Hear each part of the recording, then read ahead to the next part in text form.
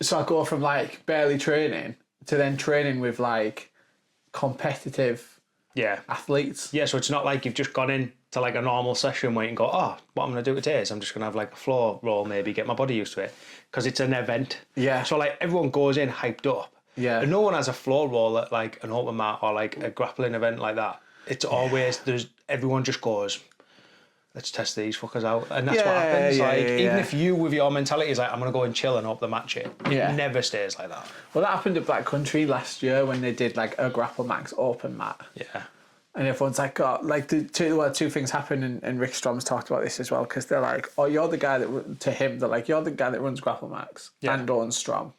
So if I fucking show you how good I am, get on the card or get sponsored by Strom. Yeah, and he's like, neither of those things will happen. But you, like, you creating a main character fucking arc for yourself. Yeah. And I've done the same with Reef, because everyone goes, oh, he might sponsor me, or like, if I fucking pagger him, let's show him how good I am. And I'm like, I'm going to pagger the guy and hope that he sees something in me. But what'll most likely happen is you go, what a prick. Yeah.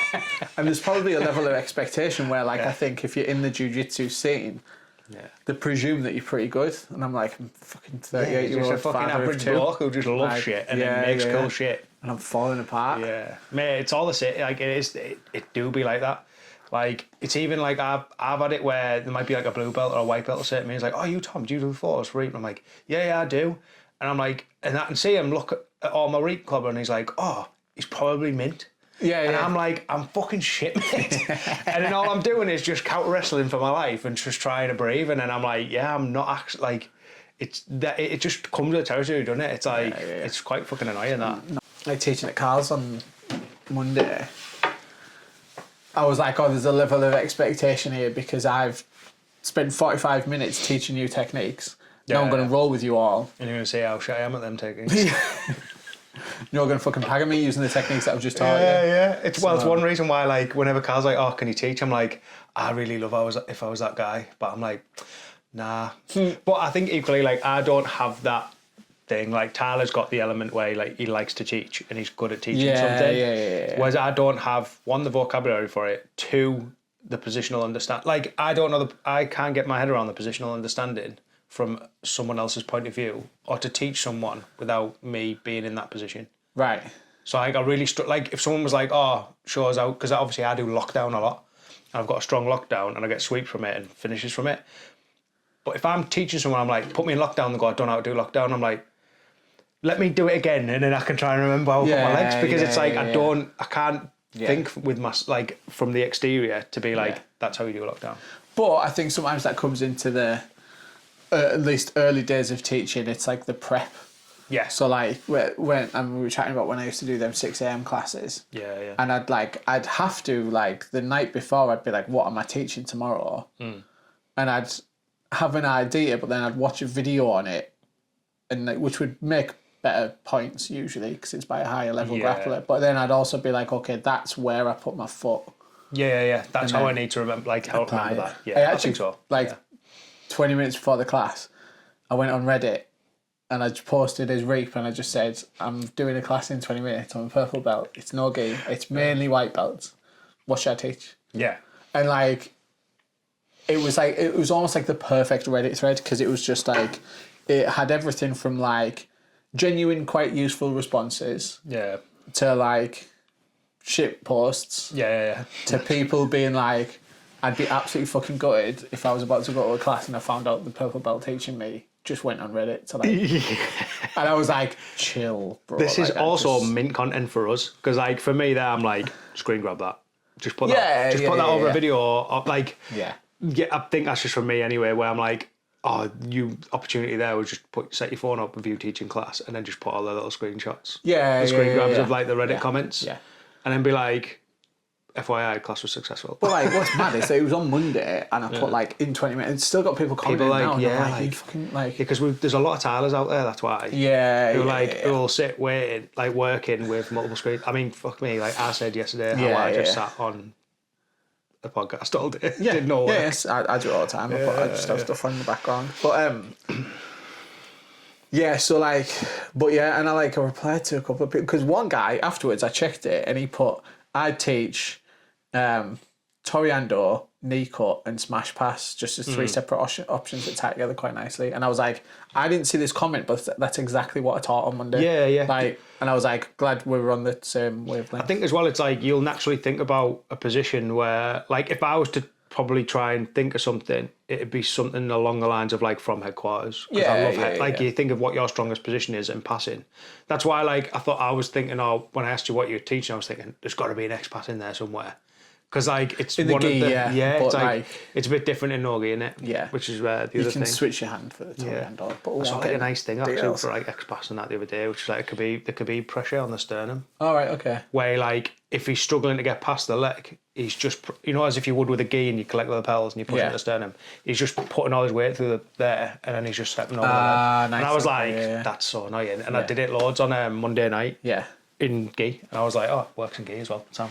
Yeah, it will. Yeah. Yeah, it's good. But yeah, and then like, so another guy had commented, and which I'd seen just before I left for class, and he was like, with beginners, he was like, I just teach, like, maintaining side control, mount, like dominant positions, how to like, and I was like, so I kind of had that in the back of my head. So off one of the passes, obviously, like ideally you land in side control, smash pass, maybe mount, but I was like, oh, so while you're here, like move this hand to block the hip, like make sure you're cross facing and putting some pressure in there. And I was like, I did that. So I was like, if anything, it's just helped my teaching by outsourcing different ideas, you know what I mean? And I messaged him afterwards and I said, oh, look, I wasn't planning on teaching that, but because I showed passes, you ended up in side control, and I had that in the back of my head. So I then showed some tips in side control to like contain the position. So I was like, everybody wins. So that guy... Yeah, it's nice, isn't it? And it's funny, innit? Because fucking 50 comments of people suggesting nice things. The one that always stands out was the guy that was like, I'd be fucking gutted if it was like... Yeah, and I was like, funny one, isn't it? Yeah, but whoever you are, yeah, it went better. So... Yeah. No, but aside from that, I've not. My ankle's still funny. So when like I'm not at the point where I'm like before I roll, I'm like I've got a bad ankle. But if someone just wraps a footlock, you're wary of it immediately. I just tap straight away. You just even know it's before like they put any pressure on it, because as soon as they put pressure on it, it's going to fucking knack. So I'm like, okay, you got me in a footlock position. You can have that. A lot of times, it's like fucking most leg locks anyway. It's like someone jumps on a heel hook. I'm like. If we're training, we're here to like train. We're not we're not sparring because unless there's a comp on. But like the intensity, there's no need, is there? So if you're already injured, you just tap. It's like I had some 2 really horrible rolls with Jamie on Monday night. Yeah, you were saying. Guy called me out and that, but it was even that like he'd start to attack my dodgy arm, and like to be obviously credit to Jamie, he just remembers shit because he's experienced, so he just didn't attack. He like started to attack it and then.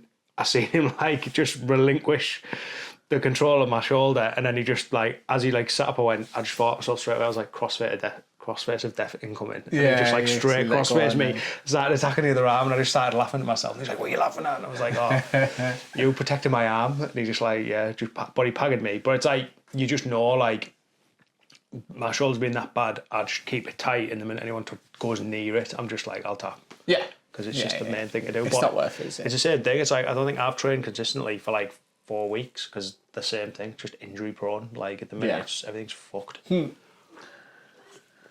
But like Jamie's seminar, that was good. There's like a few things from that guard seminar that Jamie did at Dark Archery of the Week. Yeah. Which I've just like consistently been working on. Yeah. And it's just made a massive difference. And it's stuff you already know, but then completely forgetting it. And that's half the thing with Jamie's Teggers is like. They just come back. Like once he just nudges them a little bit, and you're like, "Oh shit!" I've been forgetting that detail, and then things just like improve massively. Yeah. Well, that was something I showed on the smash pass. Was that like Pure had got me with a couple of weeks before the session where I got injured, and I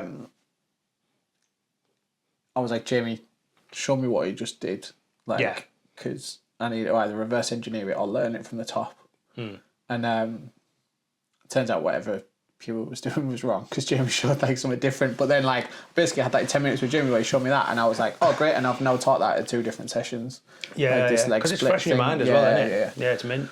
So yeah, technique rolls downhill. Yeah, so sure, we are live streaming. We are live streaming the Grapple Max Fight Club on our YouTube channel, which is fun. In a week on Saturday, I'm tempted to say. Yeah, a week on Saturday. Live from Shrewsbury. High level. So I'm like prepping camera gear. Bought another camera. Oh yeah. Yeah. I'll What tell have you you got about this it after this. Oh yeah. BTS. Yeah. So, and I'm in this phase now where it's normally with Grapple Max 2 last year when we said we were going to fully take over the live stream. I was like, we need tailor the tapes, like all the overlays with like the names and the clock and all that beautiful stuff. This is like a slightly different beast in that, and it's like just one of them things that I need to get my head around because it's brackets. Yeah. So I'm like, am I going to have to make a bracket graphic for every single different eventuality? Yeah, yeah. Oh, Do you know what I mean? Mate, yeah. As an overlay. Shit, yeah. I mean, there's got to be a way to do Fast track that on the fly. Yeah. And then I'm like, overlays, because, you know, for Grapple Max, I'd be like, so-and-so is the red corner, so he's on this side, so-and-so's on this side. So I will put name 1 there, name 2 there. Yeah. So then when I click the overlays, it just magically appears them sides. Yeah. Then people are going to swap and change, and I'm like, oh my fucking God, this is a production. Yeah, it's going to be. I need to have a look at some software. It is when a week to sort it out. But it is when you haven't got a budget and go, you're doing them, and they go, right, that's my job. Yeah, like you're you know, a man of many hats in this this thingy, which is part of the glory of how we do stuff in a way, because it's like it's just we fucking get shit done, but it's also like it's also hell. It's also because Grapple Max is in that phase of like, I mean, they've never done this Fight Club style event before. I understand why they're doing it, and it's quite a cool thing to do, but like it's still in like a growth phase. Yeah. So I think Grapple Max 3 is going to be a really interesting event because the production will be leveled up again. But the production was so good last year. The pay-per-view platform wasn't quite right, but I think we've fixed that.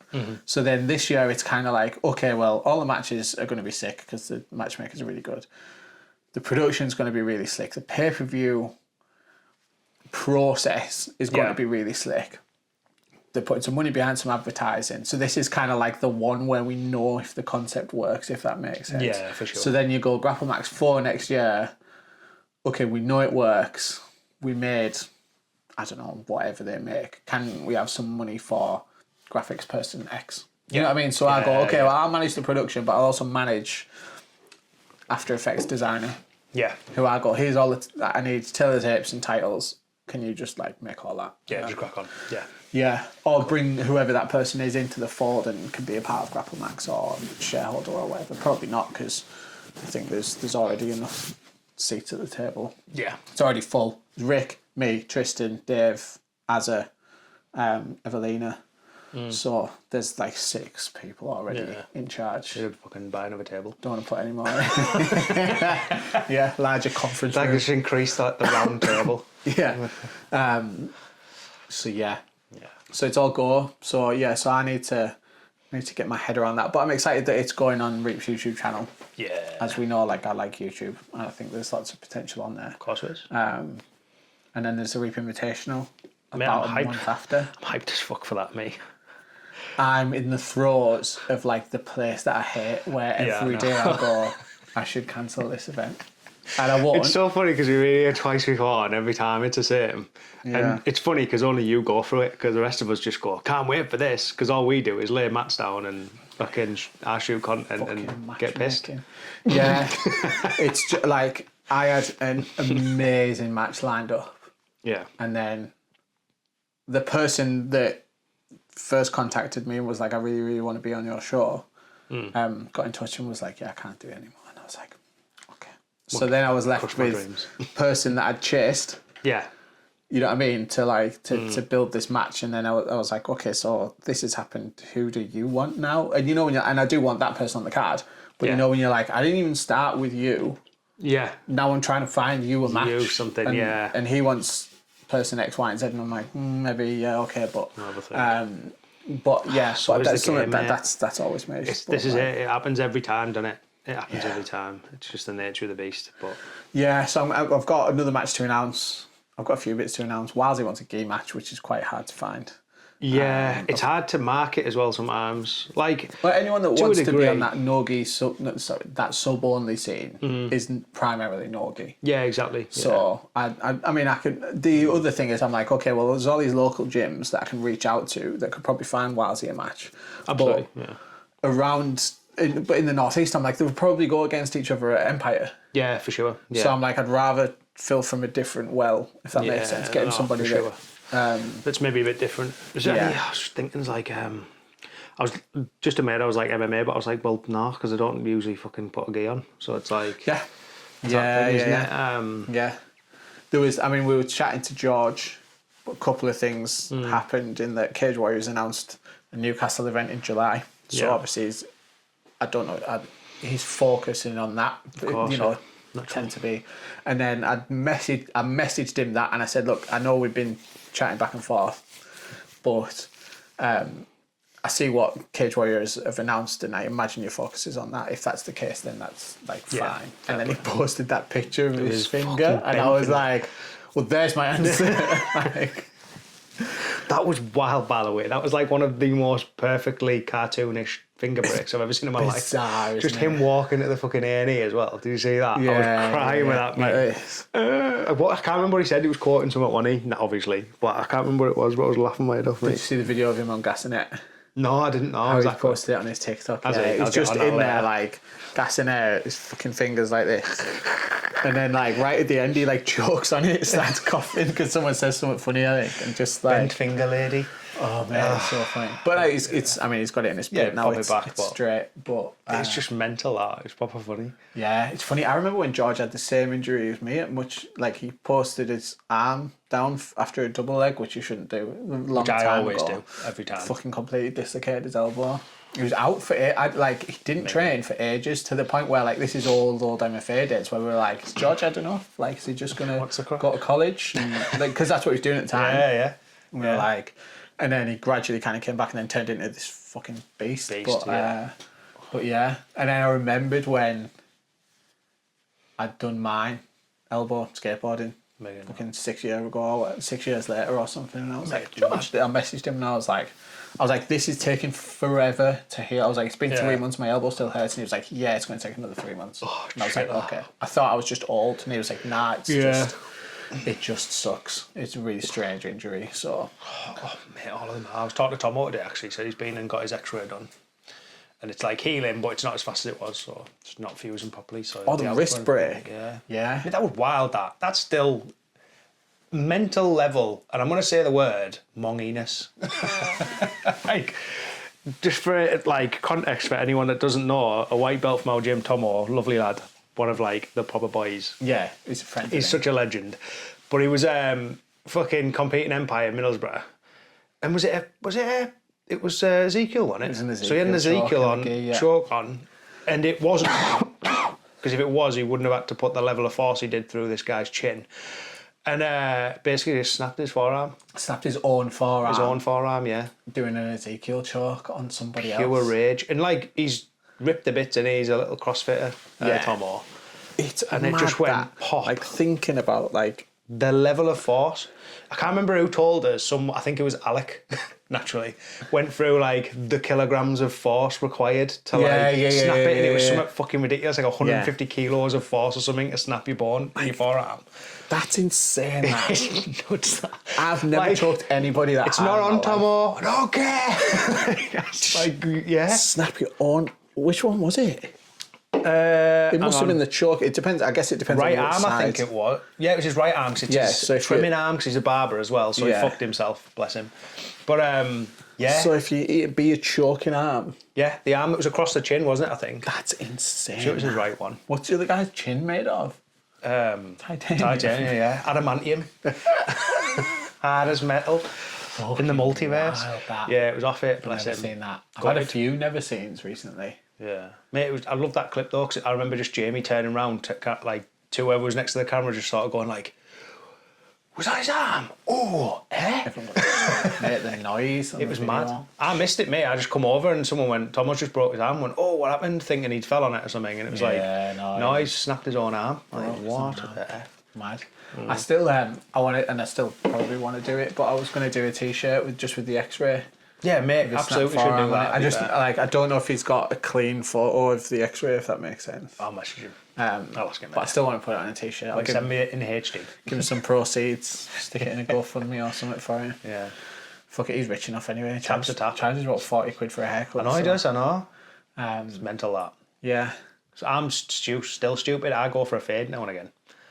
And it's like 16 quid for this. Just to fade this. Yeah. Yeah. I get mad, mate. Gets around the ears anyway. Charges Wildsley about 25 quid, so. Yeah, but Wildsley's He's got fucking no mental. hair. Yeah, absolutely none at all. To be fair, Wildsley could do with someone robbing him anyway. He's the richest electrician I've ever met. Yeah, it's a bit fucking outlandish, really, I'm isn't going it? to start charging double for rash guards. Fucking rash guards. Oh my God, I've had stock ordered, paid for, designed, manufactured months ago. And I'm just waiting for it. It's still not come. What is it? Hormuz crap or? Yeah. Well, this is what I think's happened. Yeah. And it's a big order because there's a lot of our stuff. There's somebody else's stuff. Somebody else's stuff? Yeah. There's like three lots of stuff basically. So it's a big old amount of rash guards. But I put the order in before all the stuff kicked off. Yeah. So I put the reap order in. Then a wholesale order came in. So I messaged them and I was like, if I've missed the shipping, do it as a separate package and just charge me. I don't care. Yeah. And they were like, we haven't sent that yet. We'll bundle it all together. And I had another order come in and I was like, here's a separate order. But like, if the other stuff's on the way, that's fine. Yeah. And they were like, we still haven't sent it. Yeah, let's bundle it all up again. Put it all together. And that was a while ago. I've been speaking to the guy today, but I was like... That's weird, that though, because surely that's not going to go through the Strait of Hormuz. It's going to go fucking from China, innit? Yeah. Well, yeah. So it depends. So...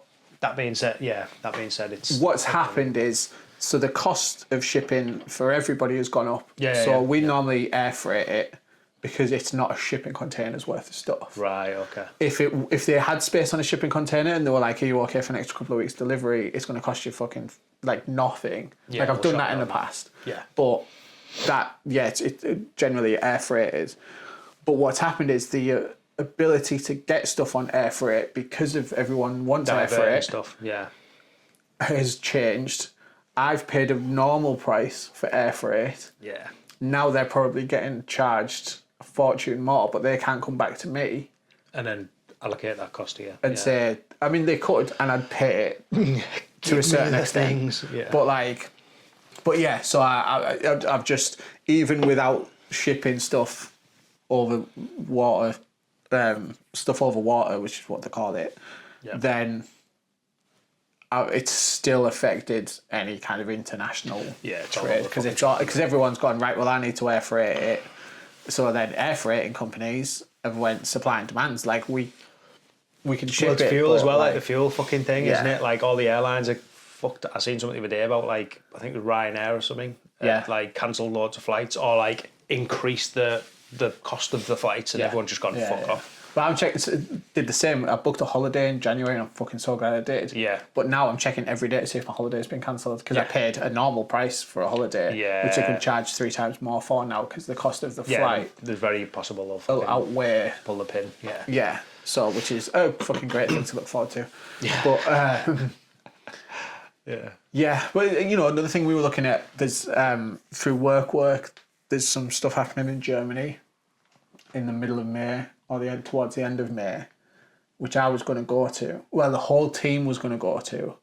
And flights went from being like, and this is just to Germany from England. Yeah. Flights went from being like 200 quid a head to like 700 quid a head. It's mental. So like 4 of us, all of a sudden it's like thousands. Yeah. I think I'm still going, but yeah.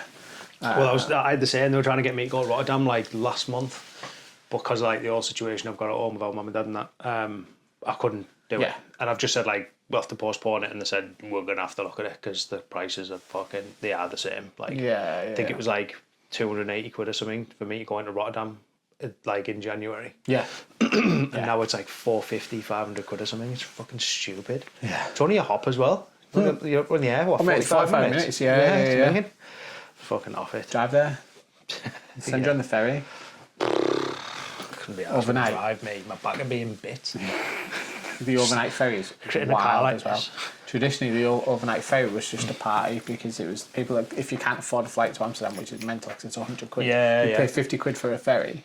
It's an overnighter. Everyone just gets fucking smashed. leathered. Yeah, Yeah. Party ferry. Let's do that instead. We should just do that. We should just get a ferry. A Reap. I'll buy one. Like a Reap overnight ferry. Yeah. Jaunt. Or whatever. Can we talk about the surf shop? No, we probably can't, can we? Don't know, can we? Have you signed an NDA yet? No, I haven't, no. Well, that's only to mention the profits, isn't it? And all that shit. Yeah. They've come back to me actually with, they want to know, for the people at home, I was thinking about buying a local surf shop, surf school that was on sale. The asking price isn't too bad. They've asked me for, like, how I would buy it. So it was basically like, so we know you're not taking the piss. Yeah. Like, where would you get the funds from? And I'm like, you've never sold a business before. Yeah. Because you don't know how this works. They're asking for X amount up front. Yeah. And, like, that's it. Like, and this is what I've learned from working in businesses over the years. Say you had a business and you were like, I want to sell my business, and these are nowhere near the figures that this company have got back to me, by the way. But it's just so it's easier to work out. So if you had a business, I want to buy it, and your business was valued at 3 million, and I go, yeah, that I think the business is worth that. It's turning over X as well. I want to buy it for 3 million. Yeah. It almost never happens that I go, there's £3 million. Thank you for your business. And then I go and run your business. What happens is I'll give you £1 million and I'll say, I'm going to pay you the £2 million over 18 months out of the business while we transition. So you still work for the business. I come in as owner of the business, but you get, I don't know what the fucking maths are, but like, I don't know, 40 grand a month out of the business in your pocket to ease that transition. And after 18 months, I go, thank you very much, I've got it from here.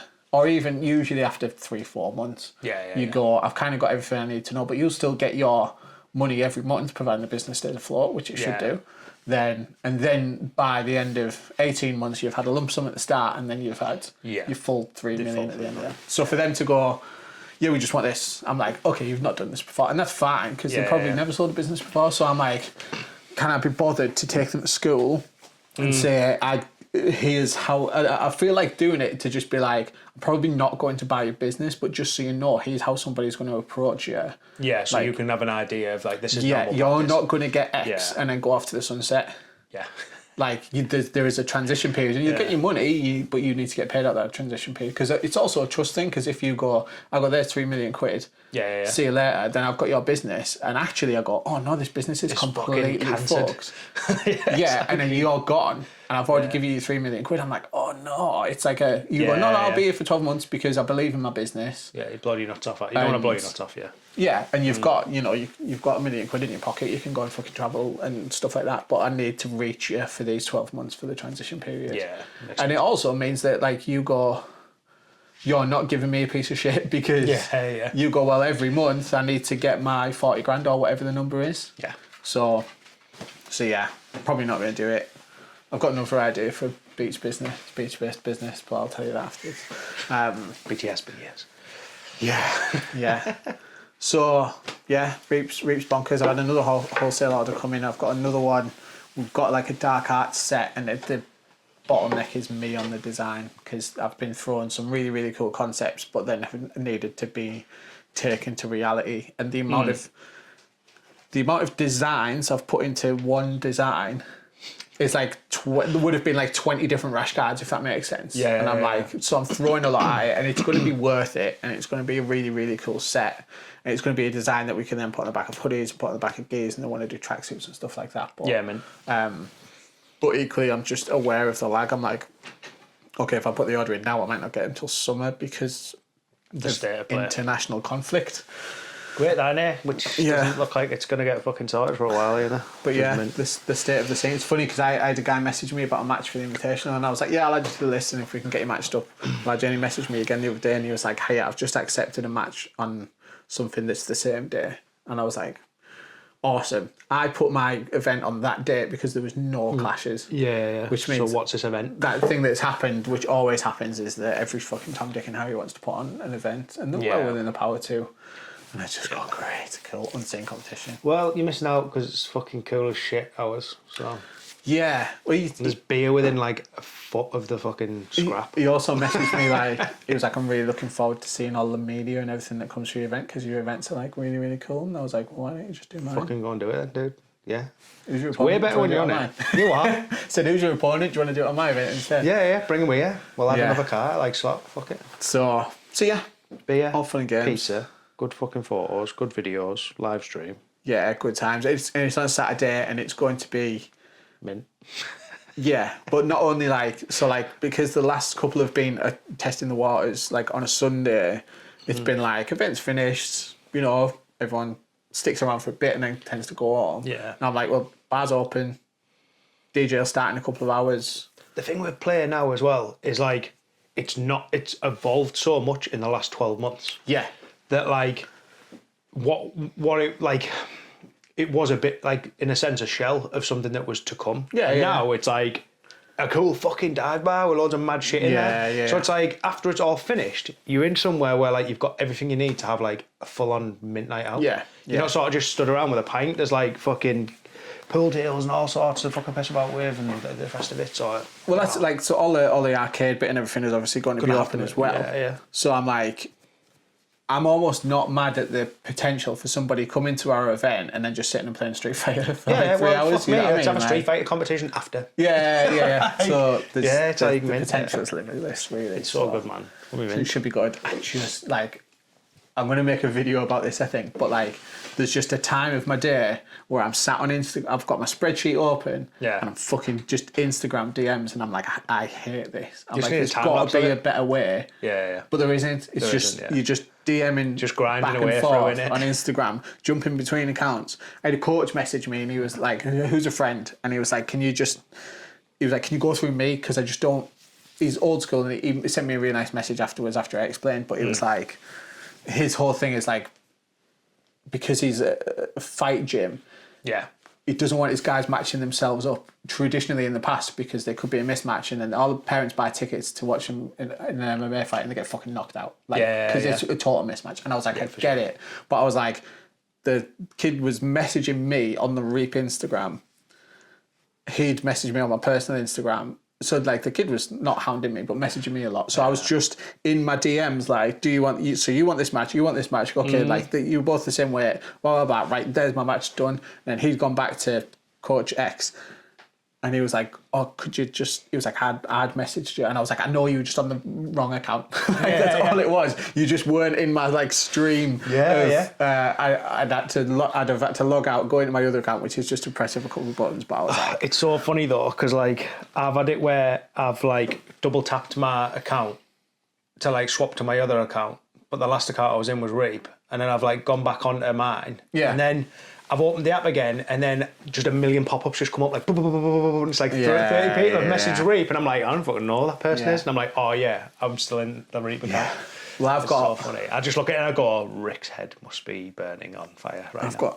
I've got 10 Instagram accounts on my phone, and like, one's my personal, one's a drumming one which I haven't opened for a long time, one's Reap obviously, and then I've got a couple of Reap almost like burner or like safe accounts like Reap Skate, which I like on one, but like the use will come in at some point. Yeah. So there's a few that I don't check, but then there's like 3 or 4 like people's social media that I like look after or at least have to have an eye over.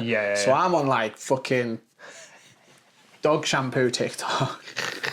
And I'm like, why am I? And I'm like searching for like Johnny Submission 93. And I'm like, why doesn't it follow him already? And I'm like, fucking hell, wrong account. Yeah. So, yeah. It's all fun and games. It is a nightmare. Everyone's like, you must be an expert. And I'm like, I'm not. Yeah, I just manage something. Fumbling through life. Yeah. Absolutely. Fucking hell. Right, I'm going to have to call this a day because I've got go back to my day job. Peace out. State the scene, number 1. Should we do this every 2 weeks? Yeah, whatever. All right, let's do it. Hang out, whatever, man. Bye, everyone. Thank you. Peace out. Cue the music.